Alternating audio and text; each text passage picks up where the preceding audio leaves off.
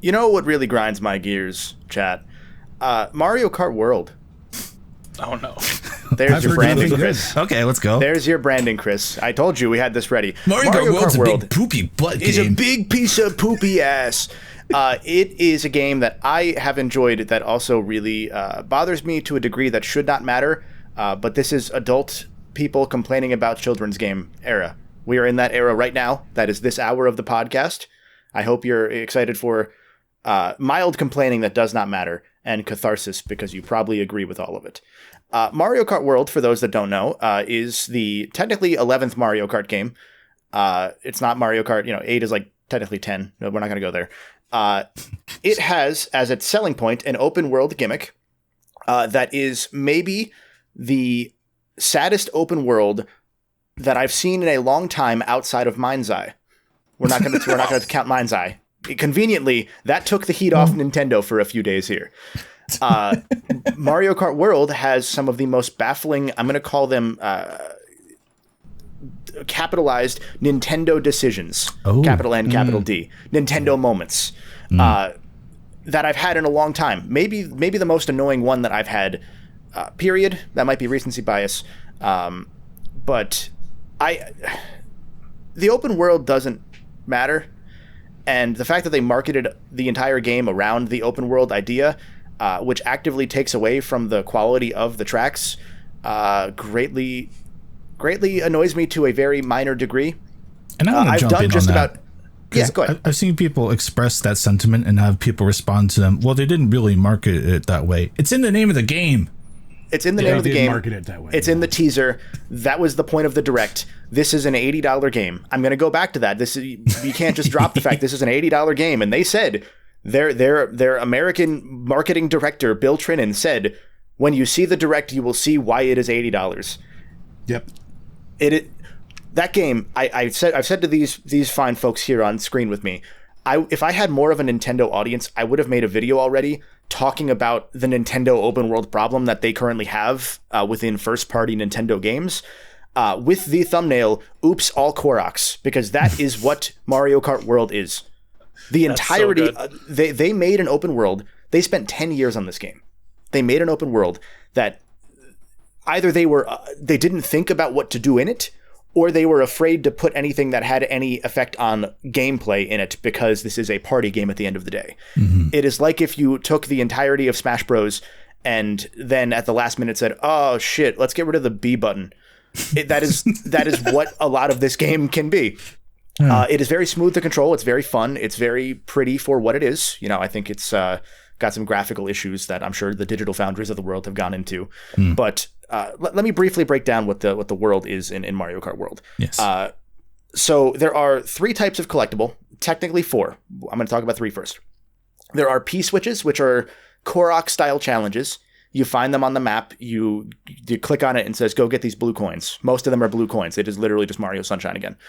Yep. And then you get a sticker as a reward. Literally one sticker that you can put on your car, except you don't put it on your car. It's just automatically in one spot on whatever car you have.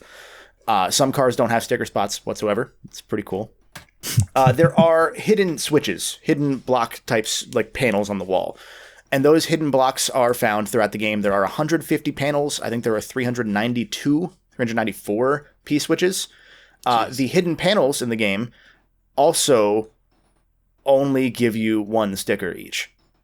There are Peach medallions, which are big coins with Peach's face on them. They also give you 1 sticker each. The only way to get anything in this game is by getting coins. When you get up to 3,000 total coins, you get carts for every 100 like you did in prior Mario Karts. There are no parts in this game. They didn't want to make this that in-depth of a game despite making it an open world game. They did not do any of the things you would expect from a Forza Horizon sort of experience that the open world segment is meant to be. There are no drive-avatars of your friends driving around. You can see characters like Peach or Donkey Kong driving around in the world. You can't challenge them to races. You can't even do races from the open world. You can just drive around in that world. That's the 4th type of challenge that I mentioned is Nabbit, and also, Chris, I found out last night, Charging Chuck. He's in there too. Chris and Brody watched me in my first experience chasing Nabbit. Think of like a Spyro egg thief chase sequence where they run on a set path. I thought they were a set path. I think they might still be. The second one I ran into walked off a cliff into lava, so I'm not quite sure. After he ran into a wall for maybe like 2 minutes before that, That's so bad. When you catch Nabbit, you get a sticker, and you unlock Nabbit as a playable racer. The second time you catch Nabbit, you get 5 coins. You can get more coins in the process of finding Nabbit than you get for finding him. There are sticker rewards, mind you, up to 30,000 coins. So you keep getting one sticker every, I think, 1,000 coins after 3,000. How many Nabbits is that? Hold on. That is 6,000 Nabbits. Okay. What's 6,000 Nabbits between friends? You got nothing else to play in your Switch right now? There are charging chuck challenges as well, where you have to hit them with like a green shell or whatever. And you get charging chuck as an unlockable racer then, and a sticker. I'm assuming after that, 5 coins. Again, there is nothing to do in this open world besides those things I've described. They say you can use it to get bearings on a track, but there's not really... like, when you get into a track, it doesn't show you the map of the track to practice on. You just have to remember... Yeah, like, how is that any better than doing, like, time trial or anything like that? Yeah. Arguably, That's exactly that it. would be better because you can just follow the course in that case. You're actually, like, logged. I think back to whereas the here, direct. you can leave the course. Yes. Yeah, and there was kind of an implication. One of the things they mentioned was like, oh, you can go around with your friends and go to photo mode. And I thought the idea was like, well, you'd be doing all these other things, and then in the downtime, right, maybe someone gets a snack, you're all klutzing around on the track. But it kind of feels like they're like, we don't have a lot to do, so we need to suggest you do photo mode with your friends and act like there's more going on. I won't accuse them of that so much, but... It is interesting in hindsight that they're like, yeah, what if you took some photos with your friends that are funny? It feels so empty and sanitized. And again, not to go back to Forza, but Forza is the easiest example. When you see this idea of an open world, you would think, oh, there are these micro challenges like the P-switches that might give you a cart instead of it just being you get carts for every 100 coins. And then after the first 5 hours you play the game, you have everything. Which there is a merit to that, in an arcade racer. But they also made this game more meta-oriented than prior Mario Karts, in that characters have hidden stat systems that people are still figuring out based on how they drive on different terrains. Right. And also the fact that there are, hidden wall ride sections that can give you a boost, or the railings. Like, there's more of a high-level focus on a lot of the tracks in this game. Which, again, it's just, there's a lot of baffling design decisions to me that don't really bother me, but they bother me given that this is the launch game. This is the game that they intend to last you for 6 months at least until the next big game comes out, because until we know better, Donkey Kong might only be a 12-hour game. Hopefully it's more, but we don't really know yet. At the time of recording, at least, the Direct this week might change that. So if you're hearing this in the future, hopefully I'm wrong, but... Right. Speaking of Donkey Kong has 2 costumes in Mario Kart World because they're saving his costumes for an update that's going to involve DK Bonanza almost certainly. That's better than what I thought. I thought it was just 1. No, he has 1 and 1 more. Like, he has his default and then he has like an outfit. Most characters have 5, except for all of the villain characters. The little monsters don't even have hats. These are all roster slots, pretty famously, for those that have been following Mario Kart. There are 104 characters, 103 characters, and 50 of them are costumes. Yeah. Oh. Really? Yep. I didn't realize that. Yep.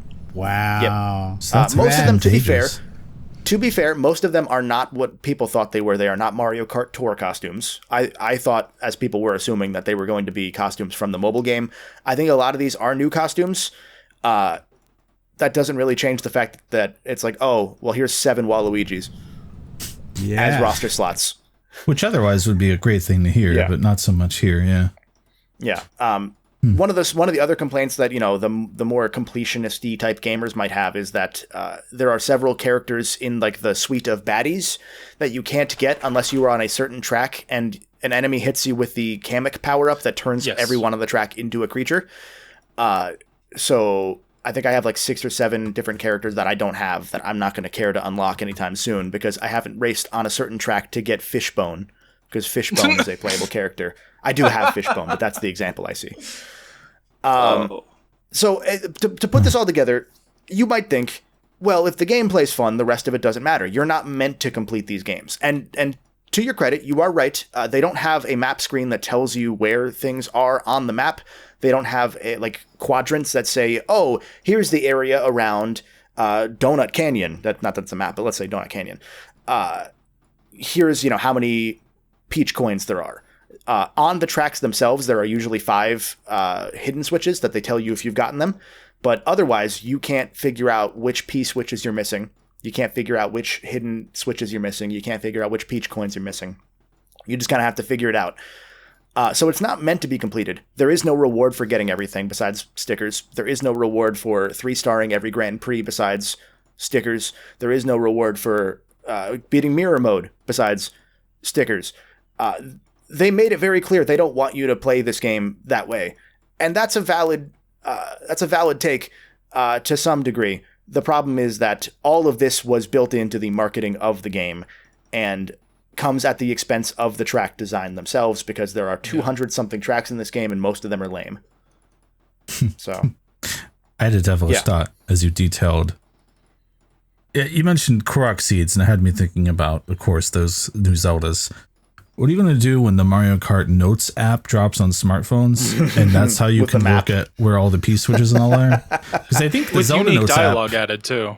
I think it tracks all the Korok seeds in that Zelda app now. Something like that, yeah. Yeah. Or at least it shows you nearby ones. So I'm glad you need an app for a thing that other people made a free app for. Wasn't it literally like Google Maps? Turn left at the ruins of the lost soldier. That makes a lot of Google sense for Maps Mario Kart. Waze thing for it would make some sense for Mario Kart. That would make sense for Mario Kart. I've shown Chris some other facets of there really isn't a lot of organic discovery in the world. I have found one waterfall you can drive through. But there are sections that have just full slates of coins in front of a waterfall, in the classic Mario way of saying, if you go here, there's a waterfall, there's something behind there, there's a secret if you follow the coins. That is how Mario coins are used in every game that they have ever had, ever, either as a reward for a hidden area or as a guide to a hidden area. I ran into a wall at the back of the waterfall. I went to go behind the waterfall where the coins were, and I smacked into a wall. So, that's funny. Did they just stop doing their traditional Nintendo level design there? That doesn't make... Or do you think it was just a failure of having this open world, or... I think... that feels like DNA type stuff, right? I too, I'm not even a Nintendo player. I play it, right? But I'm not a Nintendo gamer. I don't think I've turned on my Switch in a while. It's been a while. You're one of them COVID switches where you turn that shit on for Animal Crossing and then never again. But even I know that if I see a bunch of coins in front of a waterfall, that's a secret, right? You are telling me that's a secret. I don't understand how you would. I don't get it. Where's the failure there? I'm of two minds. Either they didn't think about whether they should, and they just thought about what they could do, or they designed this with a more genuine philosophy in mind at one point, where if you get these P switches, you might get different cart parts or whatever, like 8 has had, like 7 has had. To make this a more, fulfilling experience. And then they were afraid that, what if there are certain parts hidden behind certain P switches that, casual players might not do, which puts them at a disadvantage online in the only ranked online mode. Because the online is just always ranked. You have a score. You know how Mario Kart has the 3 out of 3,000 is your usual score? It's only ranked. So if you're playing online, you're already being ranked. I don't believe for a second that there's any reason to not have the different cart parts where most of them are the same anyway. There are 7 sets of wheels in Mario Kart 8 that are the same statistically. Mm-hmm. They're just different aesthetically, just like a lot of carts are in the game, of the 40 carts that are in this game. Sure. Yeah. So there's a lot of it I don't get. And again, the open world stuff in general is just, why is it not possible to play split screen open world, but you can while loading into an online game? You can't play open world on your Switch alone with 2 people, unless you are loading into a lobby, at which point you can. That's but you can't weird. Natively. why is it that there is no ability for basic... Wait, no, hold on. I don't feel like I understand that. so you and I are playing at CRUBCAST this year. We're playing Mario Kart World. We cannot play the open world section on one Switch together unless we are loading into the online. We can still race. We can still race. Can't do the open world part at all. Yep. But unless if we're loading into together into a lobby on one Switch, you can play together. On one Switch, then it opens that up while it loads. But only while it's loading. Yeah, while you're queuing up. So they clearly could handle it because it's loading the online game while you're both in the same. I believe P switches also still exist in that instance. Like all of the stuff in the open world exists. Like I found a Peach coin while loading into an online match. So I'm pretty sure that P switches also still exist in the open world. I've seen them in the distance, I think, but I can't be. I'm not going to say 100% whether or not that exists for split screen.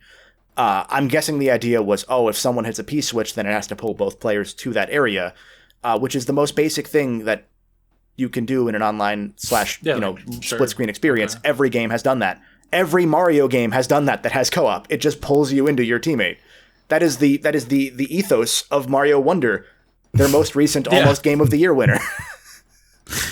I don't understand Mario Kart World. Wow. And again, like there's stuff like you can't. When you're playing online, there's nothing to do in the open world besides drive around. You can't set little markers and say, what if I put a marker out in the distance? Like, let's say in Zelda where you you go in the first person and you into the binoculars and you hit a marker. Right. You can't just hit a marker and say, let's race there. Which you would think in an open world type game would be, I don't know, day one type stuff you'd be thinking about. These are things Burnout did 20 years ago. Yeah. Like I'm sure that Nintendo, unless you have more to say before I say my No, go. Like I'm sure that Nintendo is going to add some stuff to this in post-launch, but I'm also not expecting too much because Nintendo, what was it? I was thinking about this recently. Like Tears of the Kingdom got nothing post-launch, and now that game was huge. It was delayed publicly copies, 3 times, and it did super well. It didn't get anything post-launch. And, I'm sure that this game will be treated better in the eyes of Nintendo since this is a multiplayer, party-focused game. It's not a single-player adventure. But, I don't have... I have, I guess, skeptical faith that they'll add something. I think that's a lot of my issue with the way people are talking about the complaint, criticism, thoughts around the game. Is there's this an era of, they'll release something later. Probably. That shouldn't be a cop-out. But that's not how Nintendo operates. It should be outlined. That's that too. I don't think the idea that something may come later means this stuff isn't worth thinking about right now and wondering what the heck is going on. Right? Yeah. It's it's probably going to happen. Who knows how often? Who knows what? Who knows if it's 3 years from now, right? They just haven't said anything, so it's what do we have other than the thing we have? And the thing we have makes no sense. And I'll get off my soapbox, but to go to that point, it took them 3 Splatoon games to have a proper good lobby system. I don't own Splatoon 3 because I got burned again on Splatoon 2, still kicking you out of lobbies to change guns and not letting you stay in your party.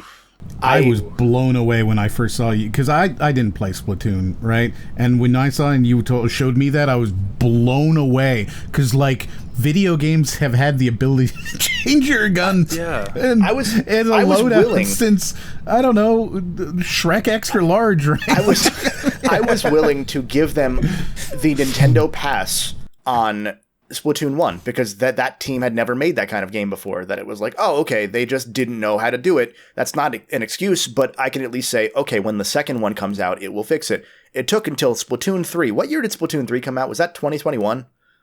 When did that come out? 2 was 2017. I forget when 3 was. I'll check. But it took until Splatoon 3 for them to fix that. Oh, Kevin. I would say 2020. September 2022. 9/9/22. Ooh, that's close. It took them until the end of the generation to add a lobby system into their flagship shooter. Not even add one in, to put it into the next one. Yeah, to put it into the third game, the third $60 experience. By the way, Splatoon Raiders coming out later this year. Who knows if that has multiplayer or not? That was announced in their app and nowhere else. I again, like with the precedent of stuff like that, I'm not going to give them a pass on their one launch game having these issues, because this is Nintendo we're talking about. Yeah. When they have one launch game, that game is finished and perfect. Not perfect as a video game, but it is there. It is like, you're not going to find bugs unless you're looking for it. It is the product. It is like Breath of the Wild. It is Mario 64. It is Wii Sports. Wii Sports, you know, not that they wanted to release Wii Sports as their launch game. That was Reggie, but you know. Yeah. I said when the system was revealed and they weren't willing to announce the price and they let other outlets do that for them, that we're in the era where everyone is the same. All three companies are the same now. After Mario Kart World, I genuinely feel that way, with the caveat that Nintendo still doesn't know how to do a lot of modern things while they're charging modern prices. There is a charm to the very insular approach they have sometimes with, like, we're going to do what that game did, but we're going to do it our way and not look at it too much, right? Like Breath of the Wild was them going, we like Skyrim 6 years later, right? Yeah. But sometimes that's more the genre. Other times, like, people do the things they do for a reason at a point, and it takes a lot of whittling down and refining and learning from everyone's mistakes to get to the things that you're looking at and adapting. And it's good to look at why they made those decisions and think about that sometimes, like the lobby system. Especially like we know Nintendo as like this, like you kind of got it, this insular company. But there was a thing I found out that multiple of the people that worked on Astro Bot PS5 worked on Tears of the Kingdom the year before. Really? Nintendo does not have the same "you only work at Nintendo forever" mentality anymore. There are people that come and go. These people know of things like Forza.